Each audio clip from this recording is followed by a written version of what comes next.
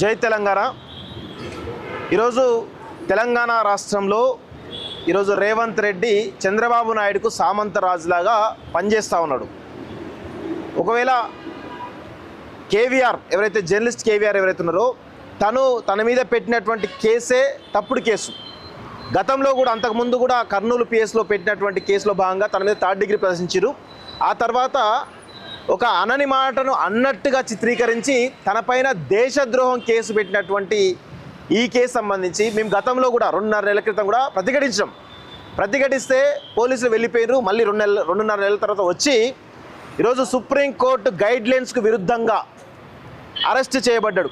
ఎందుకు అంటే పోలీసులు ఖచ్చితంగా సుప్రీంకోర్టు గైడ్లైన్స్ ప్రకారం డ్రెస్సు ఏదైతే పోలీస్ డ్రెస్ వేసుకొని ఆ ఆర్డరు ఈ తల్లికి ఎవరైతే ఉన్నారో వాళ్ళ కుటుంబ సభ్యులు ఎవరైతున్నారో వాళ్ళకి ఇచ్చి ఈ కేసు కింద మీ ఆయనను అరెస్ట్ చేస్తున్నామని చెప్పేసి చాలా స్పష్టంగా ఈమె కన్సర్న్ తీసుకున్న తర్వాతనే అరెస్ట్ చేయాలి. ఇది పోలీసు సంబంధించినటువంటి సుప్రీంకోర్టు గైడ్లైన్స్ ప్రకారం ఒక అరెస్ట్ సంబంధించినటువంటి ప్రాసెస్ ఇది.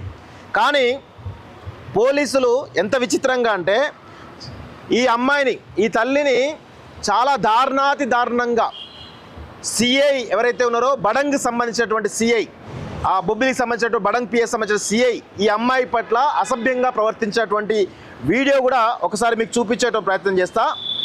ఇది చూడండి ఒకసారి క్లియర్గా అమ్మాయిని ఎంత దారుణంగా పోలీసులు ఈడ్చుకెళ్తున్నారో చూడండి ఒకసారి. ఈ అమ్మాయిని ఎవరు కేవీఆర్ వైఫ్ని చాలా స్పష్టంగా చూడండి. ఒక అమ్మాయిని పిల్లలు కూడా ఆనే ఉన్నారు. కేవీఆర్ సంబంధించిన 2 పిల్లలు, ఒకరు 6 సంవత్సరాలు, ఒకరు 10 సంవత్సరాల పిల్లలు అక్కడే ఉన్నారు. ఆ పిల్లల్ని కూడా పక్కకు నెట్టినటువంటి విజువల్ ఒకసారి చూడండి క్లియర్గా. అదేవిధంగా ఇక్కడ సిఐ చూడండి.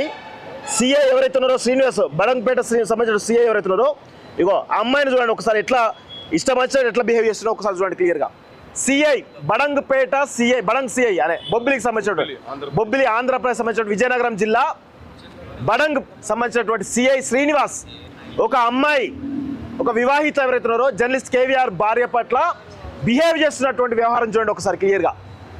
అందరూ 2 తెలుగు రాష్ట్రాల ప్రజలు చూడాలి, చాలా స్పష్టంగా చూడాలి ఎట్లా బిహేవ్ చేస్తున్నాడో. ఒక మహిళ ఒక ఇంటికి వెళ్తున్నప్పుడు మహిళా కానిస్టేబుల్నా లేకపోతే మహిళా ఎస్ఐనా తీసుకొని వెళ్ళాలి.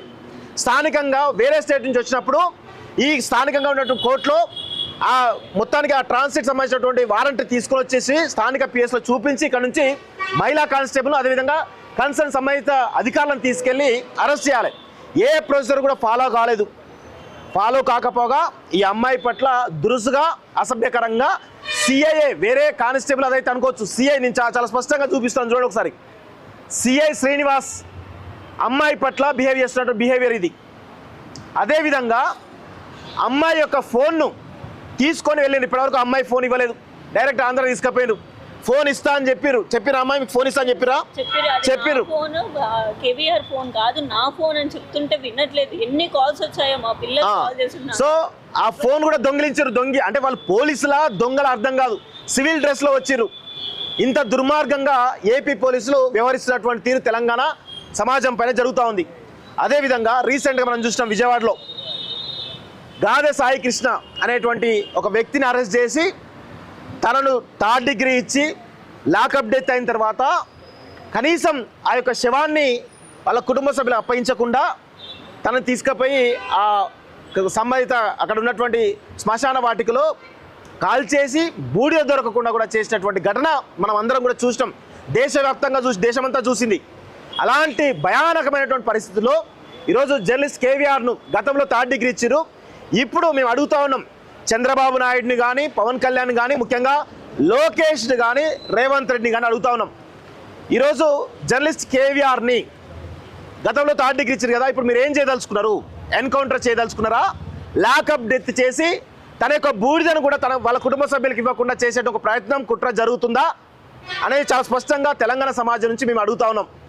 రేవంత్ రెడ్డి గారు ఈ రాష్ట్రానికి ముఖ్యమంత్రిగా అదేవిధంగా హోంమంత్రిగా మీరున్నటువంటి ఈ తరుణంలో మీ జ్యూరిడిక్షన్లో మీ రాష్ట్రంలో జరిగినటువంటి ఈ పరిస్థితి తెలంగాణ రాష్ట్రంలో ఏపీ పోలీసులు దాష్టిగా జరుగుతూ ఉంటే కనీసం నోరు మెదపకుండా ఒక మౌనమునిలాగా ఈరోజు చంద్రబాబు నాయుడుకు బానిసలాగా చెంచాలాగా తొత్తులాగా వ్యవహరిస్తున్నట్టుగా తెలంగాణ సమాజానికి పూర్తిగా అర్థమవుతుంది. 2.5 నెలల క్రితం మేమందరం కూడా మొత్తం చాలా పెద్ద ఎత్తున మేము చెప్పినాం క్లియర్గా. అప్పుడైనా మేల్కోకుండా ఇంకా అరెస్ట్ చేసి ఇప్పుడు ఈరోజు ఆయన ఎన్కౌంటర్ చేస్తారా లేకపోతే లాకప్ డెత్ చేస్తారా అనేటువంటి ఒక బలమైనటువంటి భయాందోళనలో ఈరోజు మేమందరం కూడా ఉన్నాం. ఒకవేళ జర్నలిస్ట్ కేవీఆర్ పైన కానీ ఒక్క దెబ్బ తగిలినా కానీ తెలంగాణ మొత్తం రగులుతుంది బిడ్డ, గుర్తుపెట్టుకోండి. చంద్రబాబు నాయుడికి, లోకేష్కి, పవన్ కళ్యాణ్కు స్ట్రాంగ్ వార్నింగ్ ఇస్తున్నాం. హైదరాబాద్లో మీ యొక్క ఆస్తులు ఉన్నాయి, హైదరాబాద్లో మొత్తం మీ ఆంధ్ర సంబంధించినటువంటి వాళ్ళందరూ ఉన్నారు, మొత్తం తగలబెట్టే పరిస్థితి వస్తుంది, తెలంగాణ సమాజం తిరగబడే పరిస్థితి వస్తుంది. ఈరోజు ఆ పరిస్థితులు తీసుకురాకుండా ఉండాలంటే ఖచ్చితంగా జర్నలిస్ట్ కేవీఆర్ని వెంటనే విడుదల చేయాలి. ఆయన పెట్టినటువంటి కేసే అక్రమ కేసు. ఒకవేళ మీరు ఆయన కనుక ఏమైనా చేస్తే కనుక ఖచ్చితంగా తిరగబడితే తెలంగాణ సమాజం అనేది గుర్తుపెట్టుకోవాలని చెప్పి కూడా సీరియస్గా వార్నింగ్ ఇస్తా ఉన్నాం.